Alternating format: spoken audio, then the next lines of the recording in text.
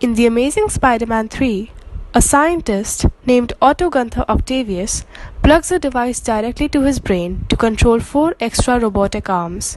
Unfortunately for Dr. Octavius, an explosion damages his brain and dooms him to a life of villainy. When the comic book debuted in 1963, it was pure science fiction to imagine that the brain could be attached directly to robotic limbs. But this idea has made a surprisingly rapid shift from fantasy to reality. But a question arises. Could you embellish your body with more arms, mechanical legs, or a robot on the other side of the world? Glad you asked. Now, the solution. There will be electrical spike detectors or electrodes to map the activity of the brain spikes caused when the user is asked to imagine or think about moving a body part. These detectors will track change in neurons caused by the synapses. After, the motors attached to the bionic limb will act as the spinal cord of the system. It will carry the signals across the body to the required impairment.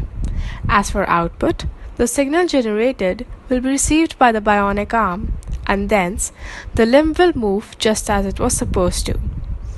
When a user thinks about moving his arm, the signals pass through the machine learning algorithms to learn how to best interpret the firestorm of neural activity, bypass the damaged spinal cord, and jump instead to the muscle simulator. Coming to the economical part of the project.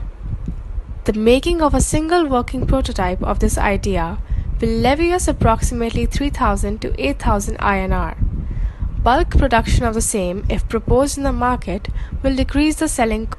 We have also taken in consideration the environmental well-being. For prototype, we have used PLA as a constructing material. Since PLA is the most sustainable plastic, it would help us without damaging the environment. In conclusion, such neuroprosthetics are in the early stages of development and edging towards the most advanced and sophisticated machines in the near future. The first step towards this problem will not only aid those who lost a limb or are unfortunately paralyzed. In fact, mobility is one of the main reasons why people choose prosthetics, not to mention their confidence level, self-image, and natural positioning of the artificial limb so that it aligns with the body. While this project saves the manufacturing cost for the developer, it will also benefit the user. The economic benefits are endless, allowing amputees to live independently, reduce costs on society in the loss of wages, reduce caregiving expenses, etc.